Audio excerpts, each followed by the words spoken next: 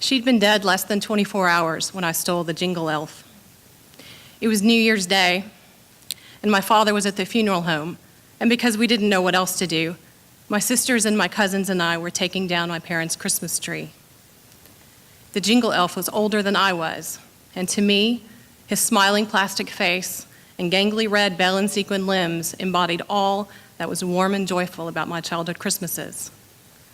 My mother had loved him like I did, but to my siblings, he was a creepy little pipe cleaner Chucky who would someday murder us all in our beds. So I stuffed him in my purse without asking, and I took him home. Sometime that next summer, I unearthed the ancient Tupperware container my mother always used to send cupcakes to school on our birthdays, a milky white rectangular thing with Barnett still emblazoned across the bottom in permanent black marker. And I stole that too.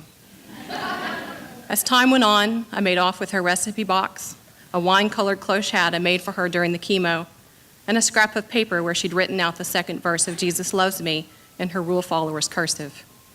Jesus loves me, this I know, as he loved so long ago, taking children on his knee, saying, let them come to me, a lullaby for someone.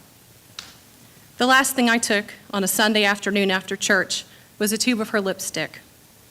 My mother considered blue eyeshadow the hallmark of a streetwalker, but her taste in lipstick bordered on the Fruit Loopian.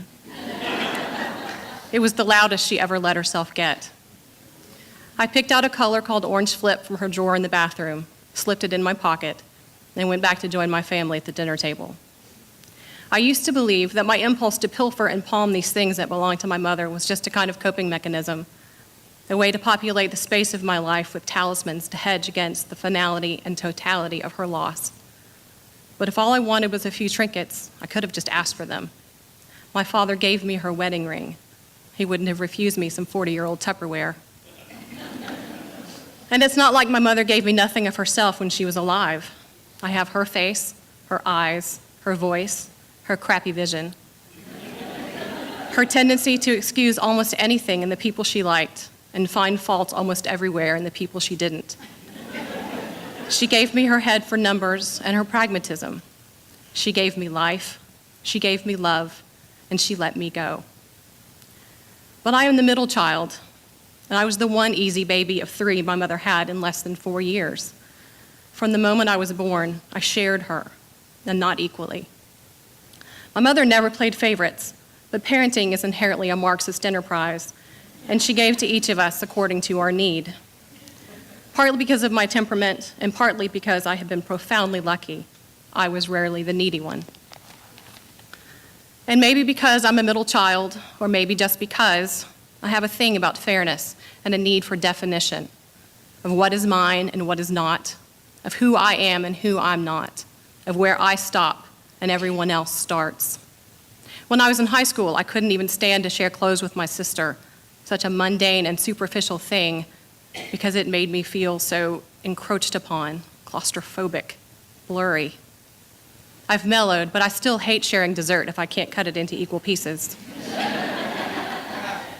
So what I think it comes down to, all this thievery and furtiveness, is that I am trying to carve out a space in the gaping hole my mother left in our family that belongs only to me. A space where I simply have that Tupperware container in my own cabinet and send cupcakes to school in it on my own children's birthdays. And the pain-spiked pleasure of that is mine alone to savor and to bear.